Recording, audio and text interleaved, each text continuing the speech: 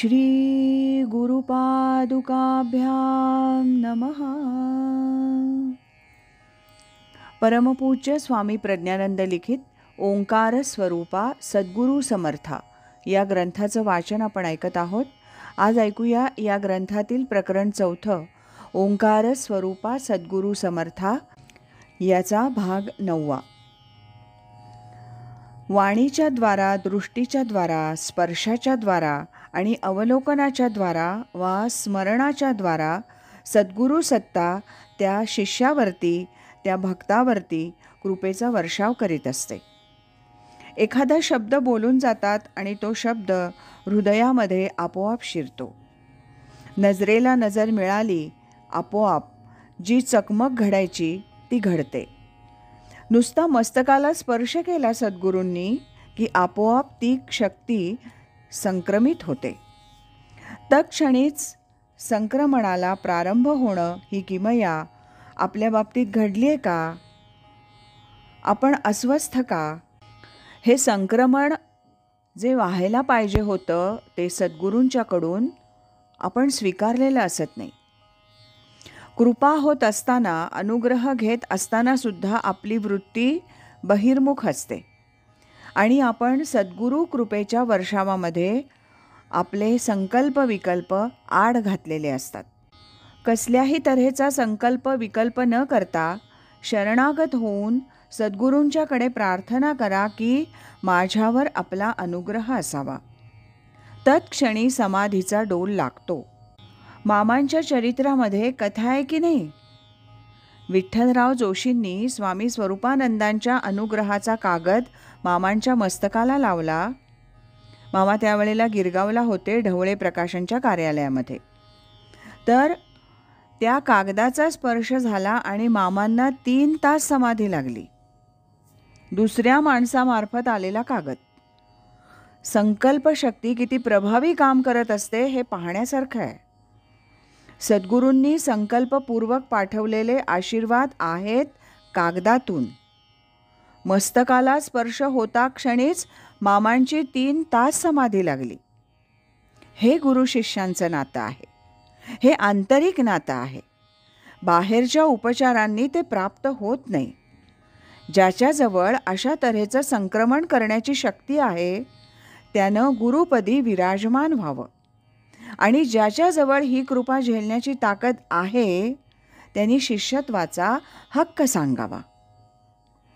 सिद्ध सिद्धांत पद्धतीमध्ये म्हटलेलं आहे की पाषाणाची नौका पाषाणाचे दगड घेऊन नदीच्या पहिल्या तीराला नेऊ शकत नाही.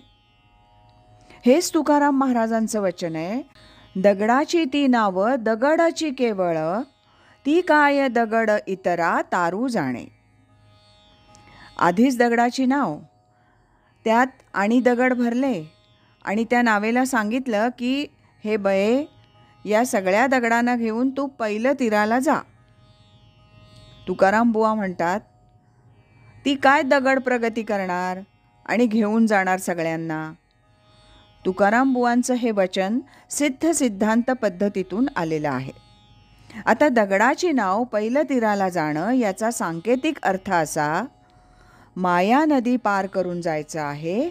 या देहाची नौका सद्गुरूंच्या कृपेनं ते जर कर्णधार होतील तर माया नदी लीलया तरून पलीकडं जाता येतं. पण जर सद्गुरूही तसा जड असेल आणि शिष्य त्याच्यापेक्षा जडभारित असेल तर दोघांचा प्रवास कोणत्या दिशेनं आणि कुणीकडं निघणार याची कल्पनाही आपल्याला करता येत नाही. म्हणून ज्ञानेश्वरीमध्ये सांगितलंय, येथ एकची लीला तरले, जे सर्व भावे मज भजले, तया ऐल थडीच सरले मायाजळ. संसार प्रपंचाचं हे मायाजाळ संपवून टाकायचंय.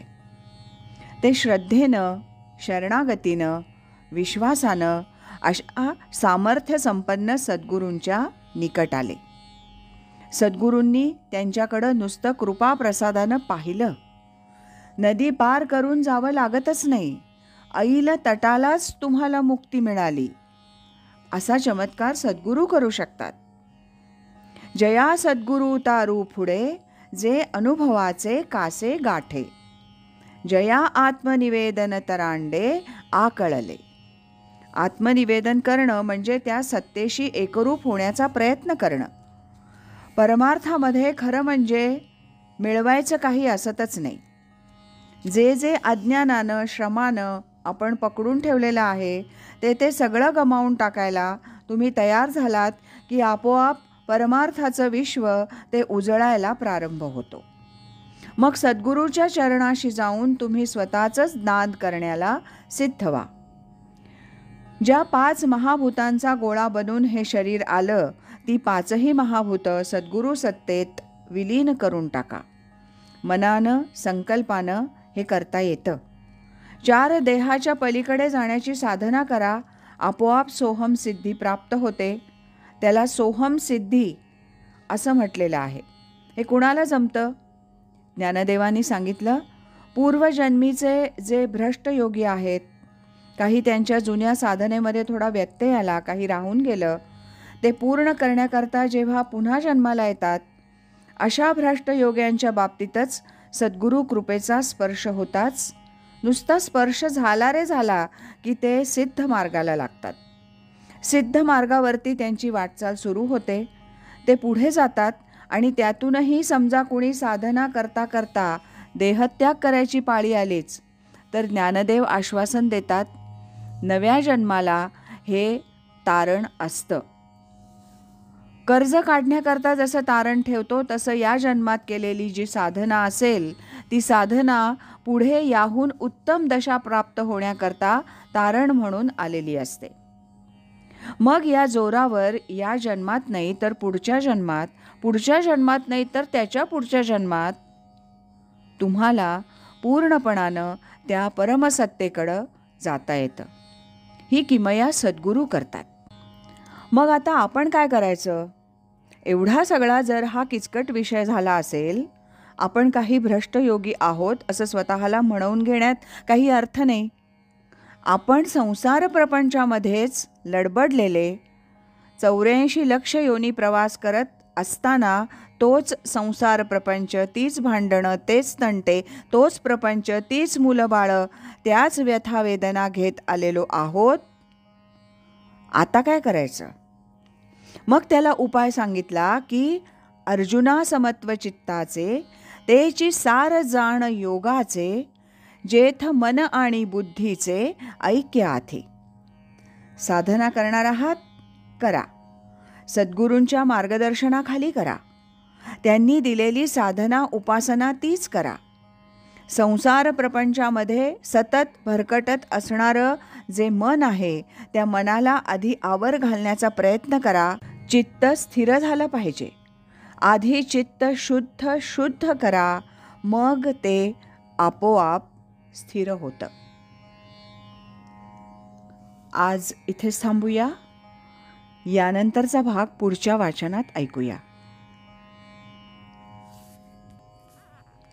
राजाधिराज सद्गुरुनाथ महाराज की जय.